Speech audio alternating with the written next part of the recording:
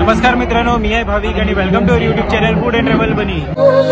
तेरी हंसी पर मैं मर ही ना जाऊं। आज आपण आलोय मराठेपाडा गावामध्ये, जिकडे आहे श्री छत्रपती शिवाजी महाराज मंदिर, ज्याची आज स्थापना झालेली आहे, लोकार्पण झालेलं आहे आणि आजपासून हे मंदिर सगळ्यांसाठी खुलं झालेलं आहे। तर या मंदिराचं लोकार्पण सोहळा जो आहे ते महाराष्ट्राचे मुख्यमंत्री आणि उपमुख्यमंत्री यांच्या हस्ते आज पार पडलेलं आहे आणि हे मंदिर सर्वांसाठी आज खुलं झालेलं आहे। तर या मंदिराची संकल्पना जी आहे ती राजूभाऊ चौधरी आणि शिवकांती प्रतिष्ठान मराठेपाडा गावातले यांच्या हस्ते झालेलं आहे आणि त्याचं फळस्वरूप आपण बघू शकतो। तर महाराष्ट्रातलं पहिलं छत्रपती शिवाजी महाराज मंदिर, जे धर्म स्थळ आहे, एक शक्तीपीठ आहे, ते आज आपल्या साक्षात उभं आहे आणि ते आज सगळ्यांसाठी खुलं झालेलं आहे। या मंदिराचा ऍड्रेस आहे श्री छत्रपती शिवाजी महाराज मंदिर, मराठेपाडा, भिवंडी तालुका, भिवंडी वाडा हायवेवरतीच आहे। मेन हायवे पासून साधारण 5 किलोमीटर आतमध्ये आहे आणि जवळचं स्टेशन भिवंडी आहे, जे वसईदिवा रेल्वे लाईन वरती। तर इकडे येण्यासाठी आपण गुगल मॅप वरती पण हे लोकेशन टाकू शकतात, जे आपल्याला इझी पडेल। आपण येताना काळजी घ्या, रस्ता फार छोटा आहे गावातला, तर ऍट अ टाइम एकच गाडी जाते,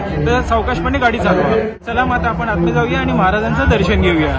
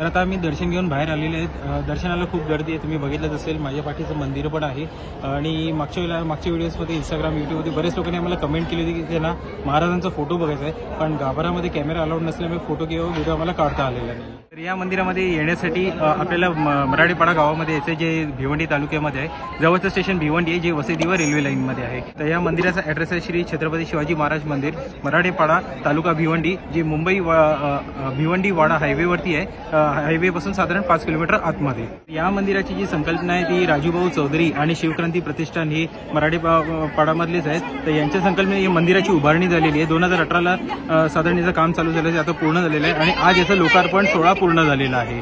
मंदिराचा लोकार्पण सोहळा जे आहे ते आपल्या महाराष्ट्राचे मुख्यमंत्री देवेंद्र जी आणि उपमुख्यमंत्री एकनाथ शिंदेजी यांच्या हस्ते झालेलं आहे आणि हे मंदिर आता सर्वांसाठी खुलं झालेलं आहे दर्शनासाठी. मंदिराबद्दल जर आपल्याला अधिक माहिती हवी असेल तर मी माझ्या मागच्या ब्लॉगमध्ये जे सांगितलेलीच आहे त्याची लिंक जी आहे ती मी या व्हिडिओच्या डिस्क्रिप्शनमध्ये देतो आहे, ज्याच्याने आपण क्लिक करून त्या व्हिडिओ बघून आपल्याला या मंदिराबद्दल भरपूर माहिती भेटेल. लोकार्पण सोहळा झाला आणि सर्वांसाठी एक खुलं झालेलं आहे.